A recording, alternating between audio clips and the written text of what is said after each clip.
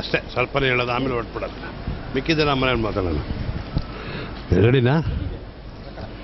51 ದಿನ ನನ್ನ ಅನಾರೋಗ್ಯದ ಆದಮೇಲೆ ಇನ್ನೇನು ನನ್ನ ಸ್ವದೇಶಕ್ಕೆ ನಾಳೆ ಹೊರಡ್ತೀನಿ. ಅಷ್ಟರಲ್ಲಿ ನನಗೆ ನನ್ನ ಪ್ರೀತಿಯ ಮಗನಿಗೋಸ್ಕರ ಏನಾದರೂ ಒಂದು ಸಣ್ಣ ಗಿಫ್ಟ್ ತಗೊಳ್ಳೋಕ್ಕೋಸ್ಕರ ಇವತ್ತು ಬಂದಿದ್ದೀನಿ. ನನ್ನ ಜೊತೆಲಿ ನನ್ನ ಹೆಂಡ್ತಿ, ನನ್ನ ಫ್ರೆಂಡ್ಸು ಜೊತೆಲಿ ಇಲ್ಲಿ ನಾನು ಎಷ್ಟು ದಿನ ನನ್ನ ಗೆಳೆಯರನ್ನ ನನ್ನನ್ನು ಭೇಟಿ ಮಾಡೋಕ್ಕೆ ಬಂದ ಹಲವಾರು ನೂರಾರು ಜನಗಳಿಗೆ ಆತಿಥ್ಯ ಕೊಟ್ಟು ನನ್ನ ಫ್ರೆಂಡ್ ಆದ ದಾತು ಸುಬ್ರಹ್ಮಣ್ಯಂ ಅವ್ರ ಮಗ ಸಂಜೀವ್ ಕೂಡ ನನ್ನ ಜೊತೆ ಬಂದು ಸಣ್ಣ ಯಾಕೆಂದರೆ ತುಂಬ ಹೊತ್ತು ನನಗೆ ಇಲ್ಲಿ ಶಾಪ್ ಮಾಡೋಕ್ಕಾಗೋಲ್ಲ.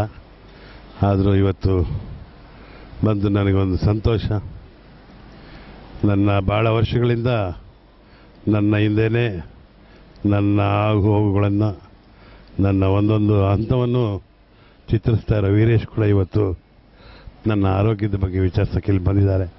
ಭಾಳ ಸಂತೋಷ. ಅವ್ರು ನೋಡಿದಾಗಂತೂ ಇನ್ನೂ ಜಾಸ್ತಿ ನನಗೆ ಆರೋಗ್ಯ ಚೆನ್ನಾಗಾಗಿದೆ. ಯಾಕೆಂದರೆ ನಮ್ಮವರು ಅಂದರೆ ಅಷ್ಟು ಇಷ್ಟ ಆಗುತ್ತೆ ನಮಗೆ. ದೇವರು ನನಗೆ ಮತ್ತೆ ನಾಳೆ ದಿನ ನಿಮ್ಮನ್ನೆಲ್ಲ ನೋಡೋ ಅವಕಾಶ ಮತ್ತೆ ನನಗೆ ಈ ಜೀವನದಲ್ಲಿ ತಲುಪಿಸ್ಕೊಟ್ಟಿದ್ದಕ್ಕೋಸ್ಕರ ಆ ದೇವರು, ಜನರ ಆಶೀರ್ವಾದ, ಜನರ ಅಭಿಮಾನ, ಜನರ ಪ್ರೀತಿ, ಇಷ್ಟಕ್ಕೂ ನಾನು ಯಾವತ್ತೂ ಚಿರಋಣಿಯಾಗಿರ್ತೀನಿ. ನಮಸ್ಕಾರ. ಅಣ್ಣ, ಮಗನ ಸಲುವಾಗಿ ಏನು ತೊಗೊಂಡ್ರಿ?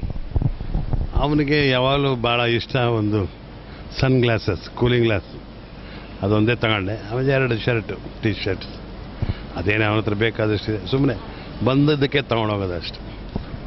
52 ದಿವಸಗಳ ನಂತರ ಹೊರಗಡೆ ಈ ರೀತಿಲಿ ಬರ್ತಾ ಇದ್ದೀರಿ. ಈ ವಾತಾವರಣ ನೋಡಿದಾಗ ನಿಮ್ಗೇನು ಅನಿಸುತ್ತೆ? ಅಲ್ಲ, ಇದೇನು ಹೊಸ್ತೇನಿಲ್ಲ ನನಗೆ. ಆದರೆ 52 ದಿನದ ನಂತರ ಬರ್ತಾ ಇರೋದು ಒಂದು ಸ್ವಲ್ಪ ಕಣ್ಣಿಗೆ ಒಂದು ಸ್ವಲ್ಪ ಸಮಥಿಂಗ್ ಎಲ್ಸ್. ಬಂದೆ ಇವತ್ತು ನಾನು ಮನಸ್ಸಿಗೆ ನಾನು ಹುಷಾರಾಗಿದ್ದೀನಲ್ಲ ಅಂತ ಒಂದು ಸಂತೋಷ.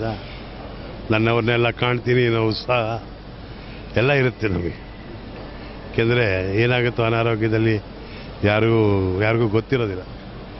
ದೇವರ ಆಶೀರ್ವಾದ, ಜನಗಳ ಪ್ರಾರ್ಥನೆ, ಹಲವಾರು ಕರ್ನಾಟಕದ ಅಭಿಮಾನಿಗಳು ನನಗೋಸ್ಕರ ದೇವರಲ್ಲಿ ಪ್ರಾರ್ಥನೆ ಮಾಡಿದ್ರು. ಅದನ್ನೆಲ್ಲ ನೋಡಿದಾಗ ಅದಕ್ಕಿಂತ ಆಸ್ತಿ ಇನ್ನೇನಿಲ್ಲ ಅಂತ ನನಗನ್ಸುತ್ತೆ. ಆದರೂ ಅವ್ರನ್ನೆಲ್ಲ ಮತ್ತೆ ಕಾಣೋವಂಥ ಅವಕಾಶ ದೇವರು ಕಲ್ಪಿಸ್ಕೊಟ್ನಲ್ಲ, ಸಂತೋಷ.